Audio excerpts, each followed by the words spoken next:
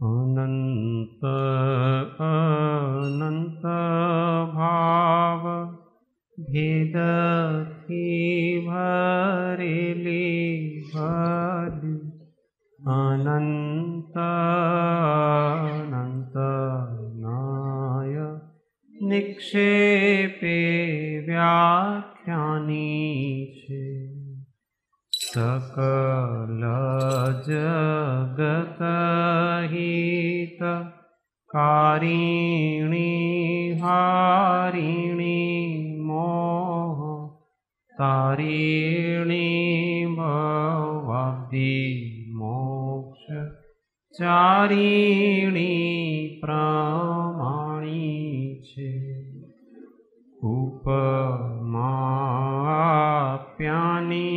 जेने तमारा कविते व्यर्थ आपवाथी निज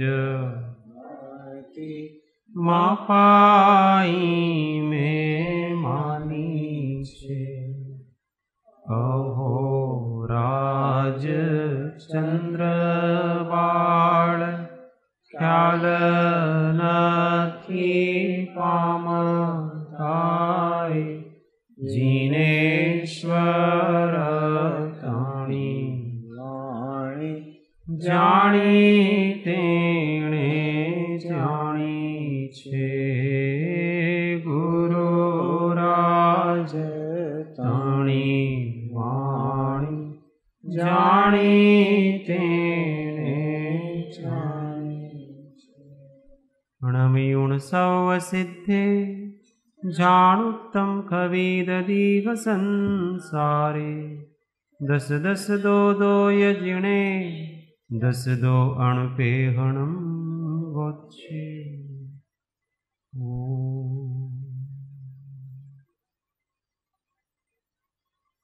जय सद्गुरु। तत्व विचार में श्रीमद् भगवत कुंद कुंदाचार्य विरचित श्री पारस अणुवीक्षा सत्शास्त्र आश्रव भावना का चिंतन चल रहा है।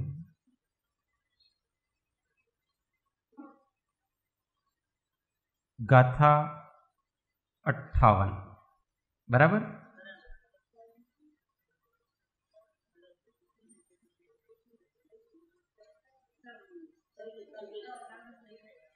सत्तावन थी गई ने काले अज्ञान पूर्वकनी क्रिया करवाथी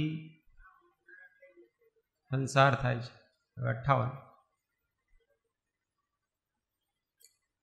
आसव हेदु जीवो आसव हेदु जीवो जम्म समुद्रेणि मज्जदे क्षिपम् जम्म समुद्रेणि मज्जदे क्षिपम् आसव किरियातं हा आसव किरियातं हा मोक्षनिमित्तं न चिन्तेज्यो मोक्षनिमित्तं न चिन्तेज्यो आसव हेदु जीवो आसव हेदु जीवो जम्म समुद्रेणि मज्जदे क्षिपम् जम्म समुद्रेणि मज्जदे क्षिपम् आसव किरियातं हा आसव किरियातं हा मोक्षनिमित्तं न चिन्तेज्यो मोक्षनिमित्तं न चिन्तेज्यो।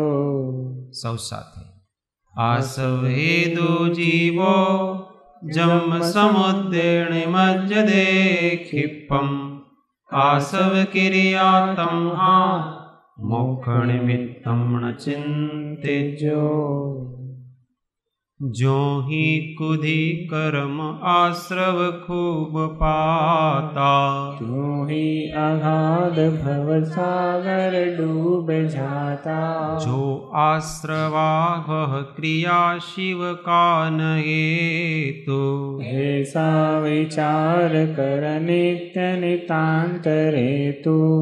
सौ साथ ज्यों ही कुदी कर्म आश्रव खूब पाता, त्यों ही अगाध भव सागर डूब जाता। जो आश्रवावह क्रिया शिव का न हेतु, ऐसा विचार कर नित्य नितांत रेतु। जीव आश्रवो ना कारणे, संसार मां भटक्या करे। तेथी कदी आश्रव क्रिया नहीं, मोक्षनो कारण बने। तेथी कदी आश्रव क्रिया मोक्षनो कारण बने। अर्थ, जीव आश्रव के कारण संसार समुद्र में शीघ्र ही गोते खाता है। इसलिए जिन क्रियाओं से कर्मों का आश्रव होता है वे मोक्ष को ले जाने वाली नहीं है, ऐसा चिंतन करना चाहिए। जीव आश्रवना कारणे संसार समुद्રમાં ગોથા ખાય છે, તેથી આશ્રવ ક્રિયા મોક્ષ નિમિત્ત નથી એમ ચિંતવવું। आश्रव क्रिया क्या होती है? जीव आश्रव के कारण संसार समुद्र में शीघ्र ही गोते खाता है। नाव में जब छेद हो जाता है तो पानी भर जाता है। पानी भर जाता है तो नाव क्या होती है? डावाडोल होती है। और ज्यादा भर गया तो डूब जाता। उसी प्रकार से हमारे आत्मा में आश्रव होता है तो क्या होता है? संसार रूपी पानी भर गया है। अब क्या होगा? कषाय रूपी पानी, विषय रूपी पानी भरने से संसार रूपी वो जो नाव है वो डगमग डगमग होती है। और ज्यादा भर गया तो डूबी हुई है, डूब जाती। इसलिए जिन क्रियाओं से कर्मों का आश्रव होता है वो मोक्ष में ले जाने वाली नहीं है, ऐसा चिंतन करना चाहिए। इसका नाम आश्रव भावना है। चिंतन करने से क्या होगा? उन क्रियाओं से हम दूर रहेंगे।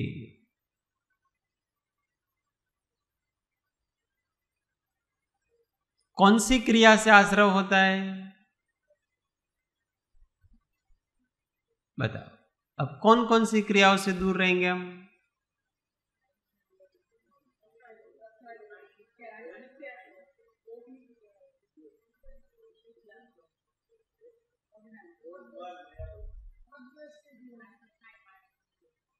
यस। ओ वो बोले ना, શું બોલ્યા તમે? રાગ દ્વેષની ક્રિયાઓ थी।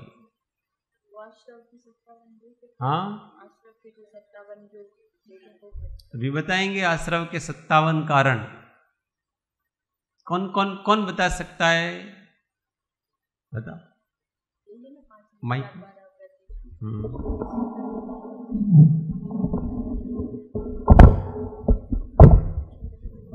आश्रव के 57 भी। आश्रव आश्रव आश्रव आश्रव श्र नहीं है, सवारी का स और उसमें रेफ है तो स्र श्र स्र। चलो, ये क्षेत्रगत समस्या है। आश्रव के 57 वेद हैं। 5 मिथ्यात्व, 12 व्रति, 15 योग, 25 कसाय। कुल मिला कितने हो गए? 5 प्रकार के मिथ्यात्व, 12 प्रकार के अविरति, कितने हुए? 17। और फिर 25 प्रकार की कषाय। 17 और 25 कितने हुए? 25, 5, 30, 40, 42। 42 हाँ, और 15 प्रकार के योग कितने हो गए? 42 और 57। पन्मिथ्यात योग 15 दश अविरति जानो, पंचरु 20 कषाय मिले सब 57 जानो। तो ये सब 57 है, इनको छोड़ना चाहिए। 5 प्रकार के मिथ्यात्व को छोड़ना, 12 प्रकार की अवृत्ति को छोड़ना, 25 प्रकार की कषाय को छोड़ना और 15 प्रकार के योग हैं उनको छोड़ना। कहीं कहीं प्रमाद भी आएंगे, प्रमाद लेंगे 15 प्रकार के तो योग नहीं लेंगे, और योग लेंगे तो, परंतु कषायों में प्रमाद आ जाता है, इसलिए प्रमाद नहीं लेंगे। कुल मिलाकर के आत्मा की राग द्वेष रूप परिणति की क्रिया है वो आश्रव क्रिया है। आश्रव कुछ करने से नहीं होता है, आश्रव बाहर का कुछ करने से नहीं होता है, आश्रव भीतर की राग द्वेष परिणति से होता है। जो योग मात्र से आश्रव होता है वो तो बंध का कारण ही नहीं है। कषाय पूर्वक जो होता है वही बंध का कारण है, और कषाय कौन करता है? आत्मा करता है। इसलिए आत्मा में जो राग द्वेष हो रहे हैं उनसे अपने को दूर रहना चाहिए। होते ही रहते हैं तो निरंतर आश्रव भी होता ही रहता है, और निरंतर पानी भरता ही रहता है। कितने छेद हो गए? 5 छेद तो बताए अभी इन्होंने, मिथ्यात्व अविरति प्रमाद कषाय योग, 5 छेद तो हो गए, और मुख्य 3 छेद हैं, मन वचन काय की प्रवृत्ति, उससे आता रहता। तो क्या करें? क्रिया को रोकने के बजाय कषाय को रोकने का प्रयत्न करना। अब क्या मैं ऐसे बैठे रहूंगा, न बोलूंगा, न कुछ करूंगा, इससे थोड़ी है।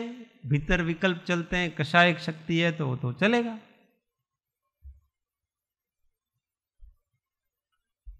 क्रिया करने से आश्रव बंद नहीं होता है।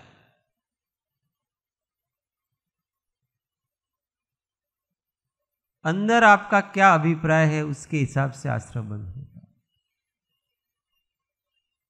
और कैसी परिणति चल रही है उसके हिसाब से आश्रव बंद होता। अपने घर पे 4 मेहमान आ गए,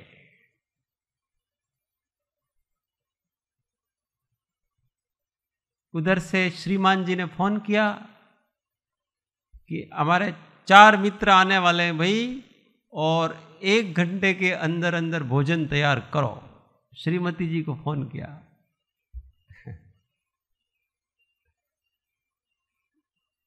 अभी उनके अपने काम है, अचानक कह देते हैं, पता पड़ता नहीं है कुछ। अब वो भोजन बनाएगी कि नहीं, भोजन कराएगी कि नहीं, पाप का आश्रव होगा कि पुण्य का, ये बताओ। पाप का। भोजन भी बनाएगी, भोजन भी कराएगी, सब कराएगी, परंतु उसको कराने की बिल्कुल इच्छा नहीं है।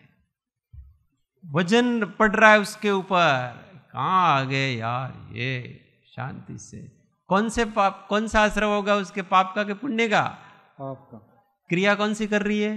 पुण्य की। पुण्य की। कोई पूछे उसको भोजन बना किस लिए बना रहे हो? मेहमान आने वाले। बहुत अच्छी तरह से मुंह बिना बिगाड़े ही पिरसेगी सही वो, क्योंकि मुंह बिगड़ गया तो सामने वालों को पता पड़ जाता है ना, इसलिए वो मुंह भी नहीं बिगाड़ेगी। डुप्लीकेट हंसी भी होगी इसकी,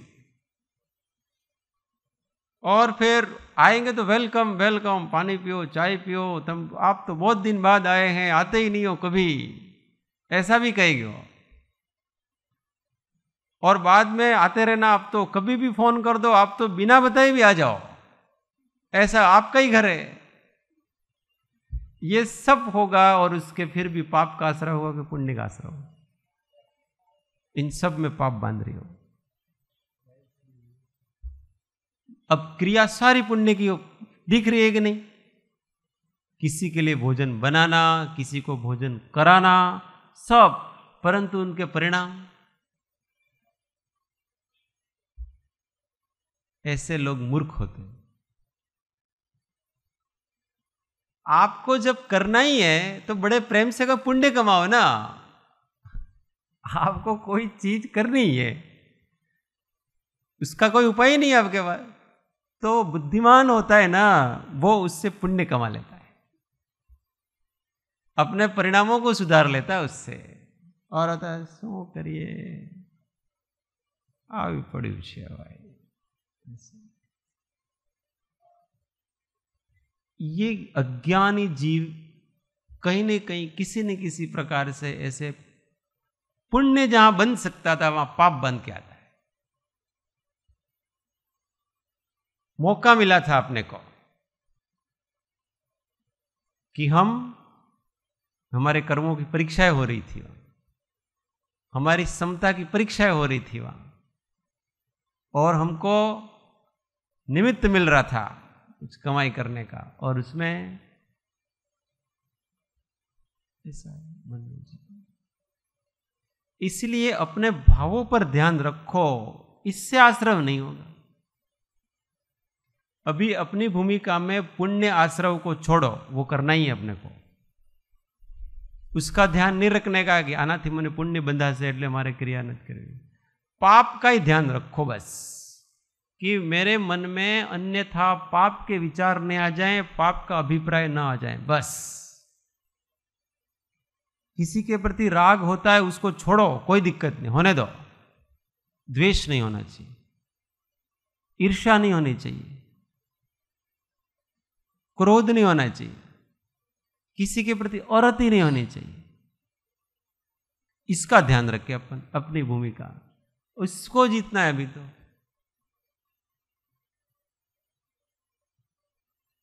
वो खींचड़ा वाला कहते हैं, चाणक्य आचार्य विष्णुगुप्त गया किसी झोपड़ी में, माता जी ने तो खिचड़ी बनाई, गरम गरम खिचड़ी थी, और ऐसे हाथ डाला तो अंदर बीच में ही हाथ डाला, जल गया। तो उस बुढ़िया ने कहा कि तुम भी वो आचार्य विष्णुगुप्त और चंद्रगुप्त के जैसे हो, मूर्ख। वो दोनों मूर्ख हैं। अब वो ही दोनों बैठे थे, खिचड़ी खा रहे थे, अकेले पड़ के थे, सेना हार गई थी सारी, जंगल में वो माता जी मिले और खिचड़ी खिलाए। तो उनको मूर्ख कैसे हो? तो देखो ये खिचड़ी है ना, अभी बीच में हाथ डालोगे तो गर्म है, साइड में से धीमे धीमे थोड़ा थोड़ा निकाल के खाओ, तो धीमे धीमे बीच वाली भी ठंडी हो जाएगी और बीच वाली भी आप खा लोगे। उसी प्रकार से तुमको मगध जीतना है उस आचार्य विष्णुगुप्त और चंद्रगुप्त को।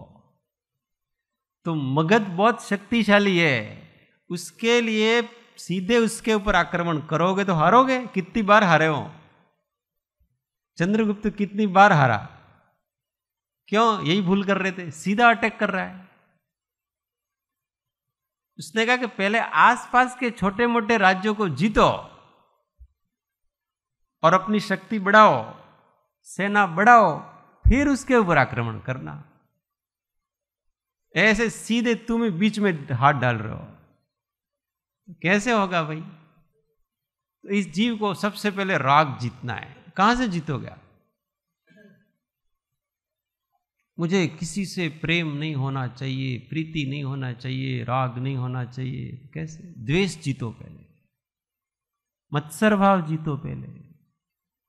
ये तुमको दूसरे पसंद नहीं आ रहे हैं ना, ये अणगमा भाव, उसको जीतो। हमको सब पसंद है, सब स्वीकार है, किसी के प्रति कोई अभाव नहीं है। हमको इस चीज को पहले कंट्रोल करना है अपने को, और फिर धीमे धीमे अपने शुद्ध चैतन्य के आश्रय से राग और मोह को भी जीतने का प्रयत्न करना चाहिए। तो आश्रव का चिंतन करते सबसे पहले पापाश्रव है, उससे हम दूर रहें। और ये सब पापाश्रव है, मिथ्यात्व, अविरति, प्रमाद, कषाय, ये सब पापाश्रव है। और जो योग है उसी में दो भेद पड़ते हैं, पुण्याश्रव और पापाश्रव।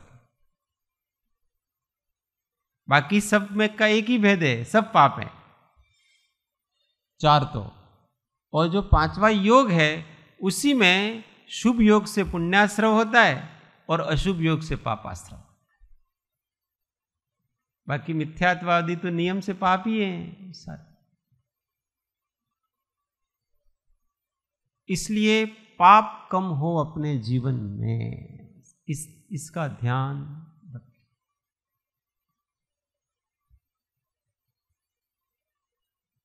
वृत्ति को हमेशा ध्यान रखिए कि हमारा कहां जा रहा है। अहंकार वहीं के वहीं खड़ा है।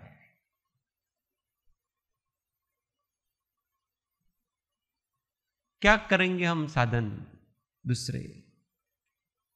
सौ साधन बंधन थया, रयो न कोई उपाय। सत साधन समझो नहीं, त्या बंधन शो। सारी चीजें वहीं की वहीं खड़ी है।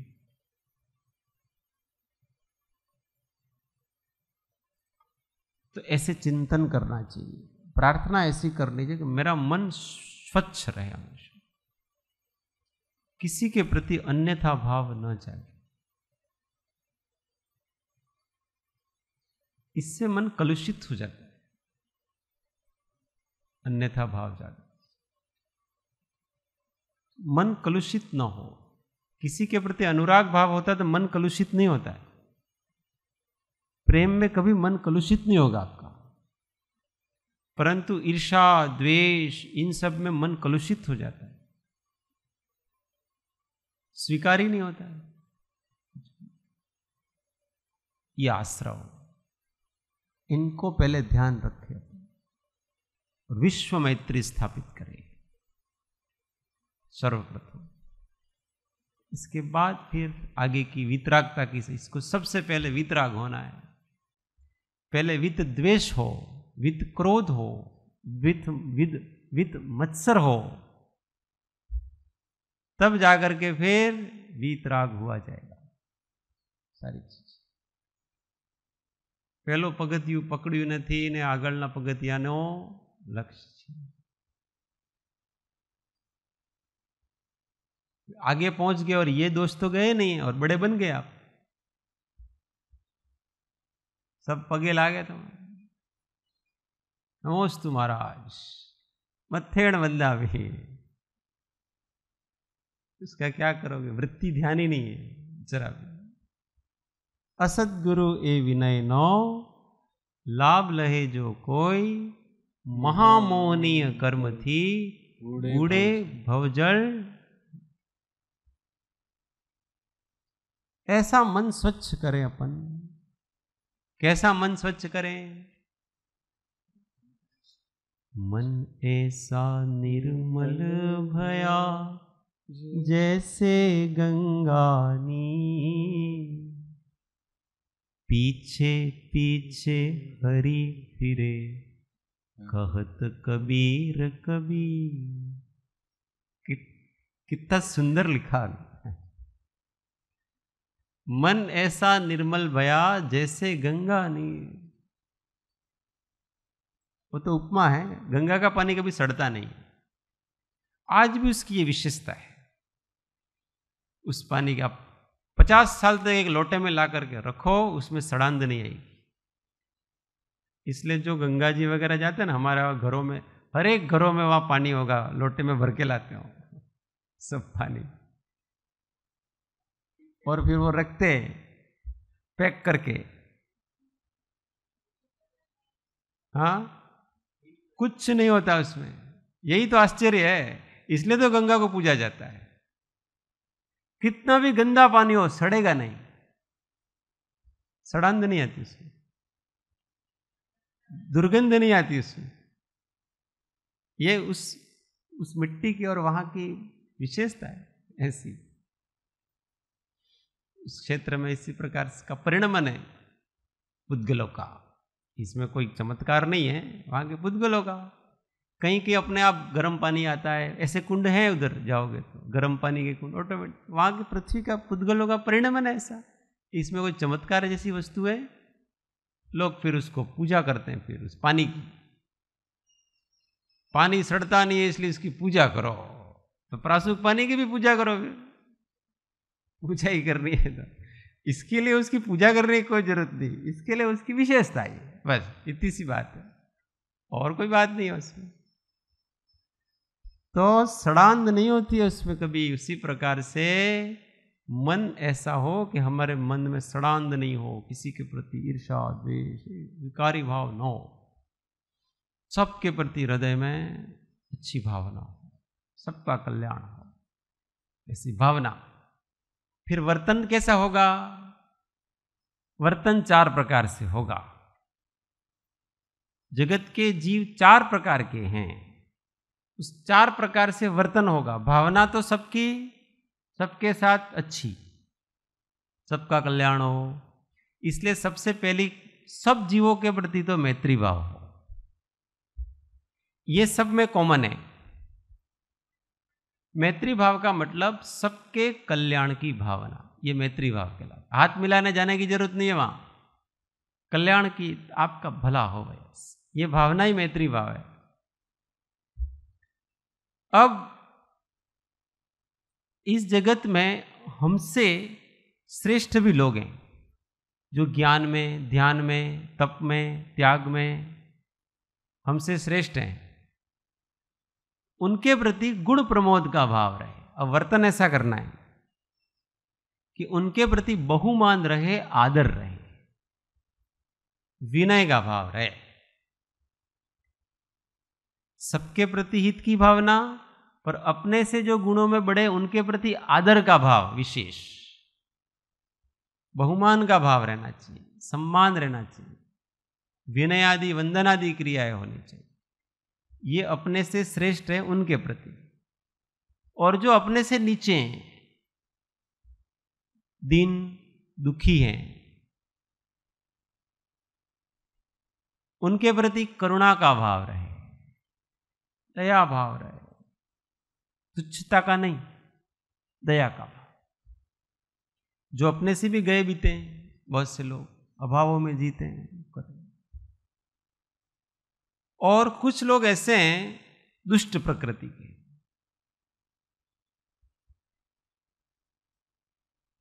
समझाने पर समझेंगे नहीं, वो वैसे ही रहेंगे।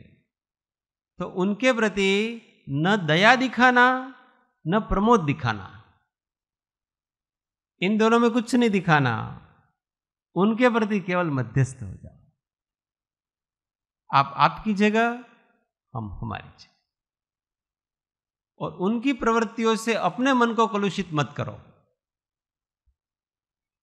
उनको जो जैसा करना हो करो, हमारा मन स्वच्छ रखो। ऐसा क्यों करते हैं ये वो, इनको ये कर देना चाहिए, वो कर देना चाहिए, ये फांसी दे देनी चाहिए, ऐसे भाव नहीं करना। उनके ऐसे कर्मों का उदय है, वो उनकी जगह, हम हमारी जगह। उनके प्रति न करुणा का भाव रखना, न उनकी कोई सहायता करने जाना, न ही उनसे कोई परिचय रखना। बढ़ाना ही नहीं ऐसे लोगों से परिचय, ये तो दुखी करते रहेंगे अपने। ऐसे इस प्रकार से वर्तन करना, और अंदर तो सबके प्रति मैत्री, सबका कल्याण, ये दुष्ट व्यक्ति उसका भी कल्याण हो ऐसी भावना रखना, पर उसका कल्याण करने जाना नहीं। ये तो दुष्टता हमारे अंदर आ जाएगी, वो तो समझेगा नहीं, उल्टा हम कसाई हो जाएंगे। ऐसा विवेक पूर्वक वर्तन करना चाहिए, तो मन स्वच्छ रहता है और पाप का आश्रय नहीं होता। नहीं तो पाप का आश्रय होगा, निश्चित रूप से होगा। पीछे पीछे हरि फिरे, कहत कबीर कबीर। ऐसा स्वच्छ मन हो जाए हमारा कि भगवान कहे कि भाई भक्त को कि भाई तुम अपने हृदय में मेरे को जरा स्थान दो ना, मुझे तुम्हारे हृदय में आना है। तो भक्त कहता है आपको आना हो तो आओ, नहीं आना तो नहीं आओ। हमने तो अपना हृदय स्वच्छ करके रखा है, बस हमें अब आपकी भी अपेक्षा नहीं है। हमारा कर्तव्य हमने पूरा कर दिया है। हमने तो अपने चित्त को एकदम कलुषता से नष्ट कर दिया है। अब भगवान को आना हो तो आओ, नहीं आना तो मत आओ। भगवान को गरज है फिर, क्योंकि भगवान कहाँ बसेंगे? ना हम वसामि वैकुंठे नाच योगी नाम हृदय मद भक्ता यद गायन्ति तत्र वसामि हृदय। तो जहां मेरे भक्त प्रेम से भजन गाते हैं, भजन मतलब शुद्ध मन है उनका, कोई अपेक्षा नहीं है जरा भी, राग द्वेष हो करके रह गए हैं, उनमें वो चले जाते हैं। जाना ही पड़ता है, विवश है। इसलिए जो भी अपने को राग द्वेष रहित चित्त वृत्ति करेगा वो वितराग होगा ही। पक्षपात नहीं है कि नहीं तुम जैन धर्म मानोगे, नहीं ये धर्म मानोगे, नहीं तो ही तुम्हारा मोक्ष होगा, ऐसा कुछ नहीं है। राग द्वेष से रहित हो गया मोक्ष। ऐसा वैज्ञानिक धर्म ये तो चित्त के ऊपर हमेशा ध्यान रखें, भावों के ऊपर कहाँ भाव जा रहे हैं भजन। बाह्य के निमित्त उपाधियां ये सब आएंगी, अपने आप को विचलित नहीं होने देना।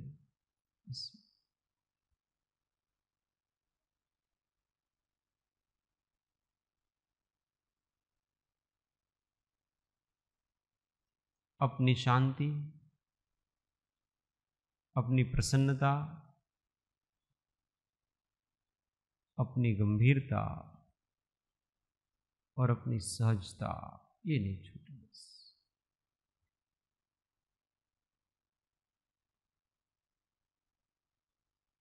मारा थी तो नहीं था तो भाई ऐसा करके हार के बैठना नहीं। क्यों नहीं होगा?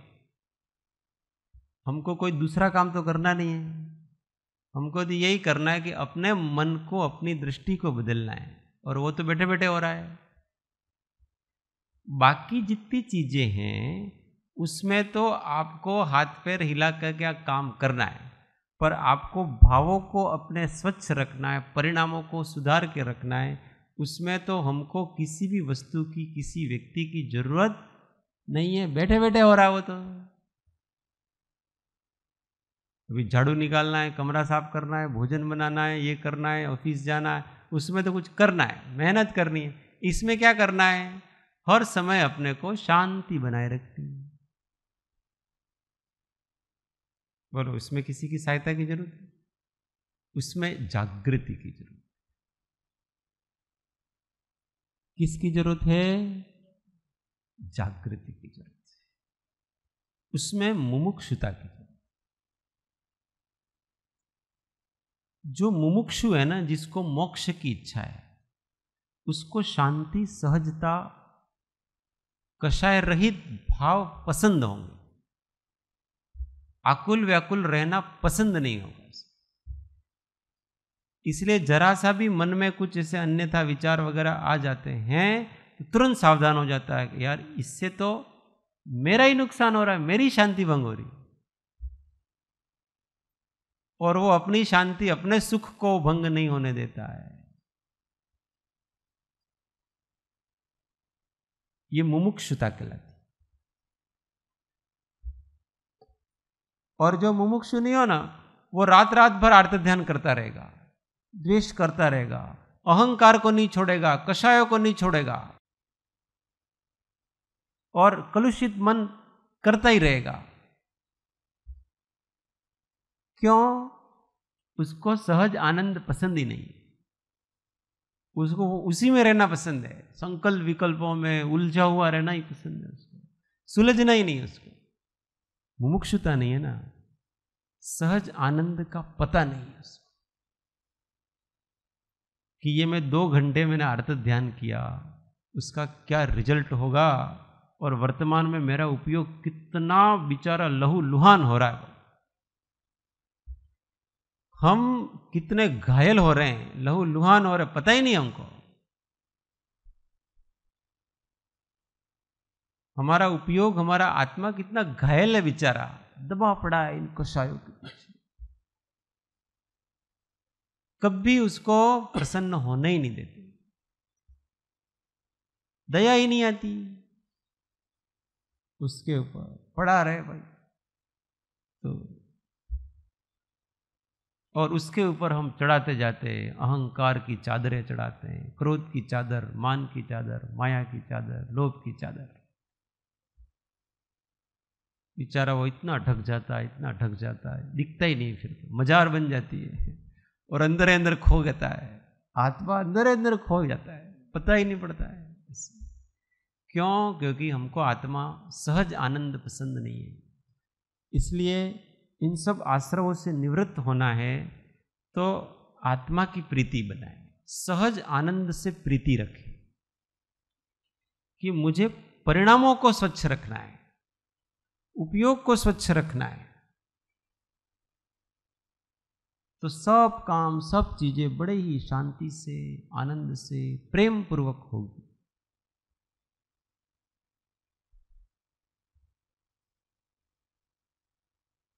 नहीं तो व्यक्ति भागता है, इधर भागता है, उधर भागता है। ये कहां भागोगे आप बताओ? कहां जाओगे आप इससे? वहां भी कोई निमित्त मिल जाएगा आपको। आपकी वृत्ति अगर क्रोध करने की, मान करने की, माया करने की, लोभ करने, वहां हर जगह कारण मिल जाएंगे आपको। कारण जात्यांतर होके आते हैं, बस निमित्त वही की वही है सारी चीज। इसलिए अंदर के अंदर निग्रह करने का अभ्यास करें सारी चीजें। जो द्रव्य क्षेत्र काल भाव प्राप्त हैं, उसी द्रव्य क्षेत्र काल में अंदर के अंदर अपने आप को बहुत सहज शुद्ध रखने का प्रयत्न, फिर ऑटोमेटिक आपको ऐसे द्रव्य क्षेत्र काल मिलते जाएंगे। ये आश्रव को रोकने का तरीका है। हमेशा अपने आप को सहज, शांत, निराकुल, प्रसन्न रखना, कलुषता से रहित रखना।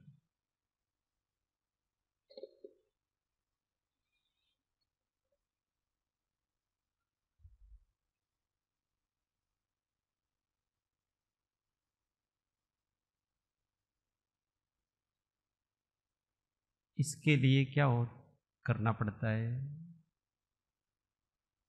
प्रेम करना पड़ता है।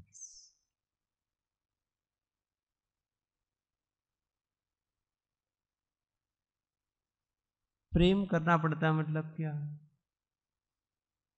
किसी पुरुष के साथ हम ऐसे जुड़ जाएं कि हमको केवल उसको राजी रखना है,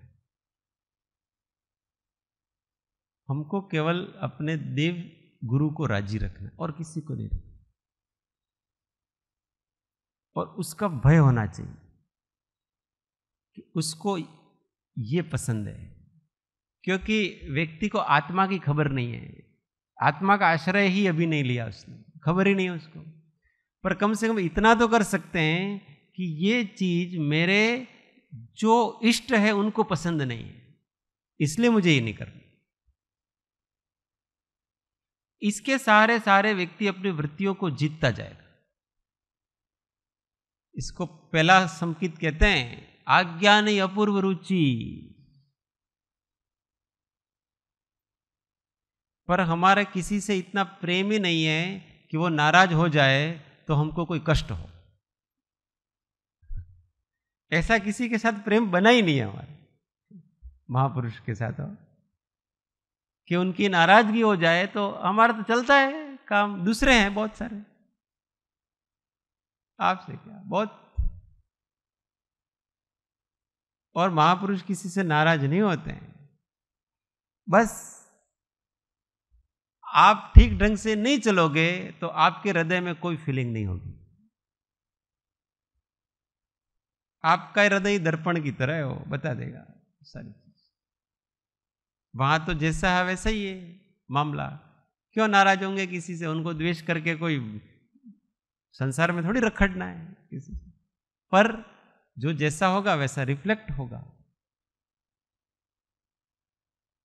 तो गरज, ये भगवान मुझे, आप मेरे इष्ट, मुझे बस आप खुश रहें। सारी दुनिया खुश नहीं रहे तो कोई बात नहीं, आप खुश रहें। और कुछ भी गड़बड़ हुआ तो हम उनके सामने आंख नहीं मिला सकते हैं। तो हम अपने इष्ट के सामने आंख मिला सके ऐसे अपने आप को रखे, बस इतना है। इसमें पूरा मोक्ष मार्ग आ जाता है, सारी सब चीजें ठीक हो जाएंगी आपकी। ऐसे गहरे गुरु भी होने चाहिए, ऐसा गहरा शिष्यत्व भी होना चाहिए, और दोनों में प्रेम होता है तो फिर जोड़ी जमती है, और जोड़ी जमती है तो फिर काम द्वैत समाप्त हो जाता है करके अद्वैत अनुभूति होती।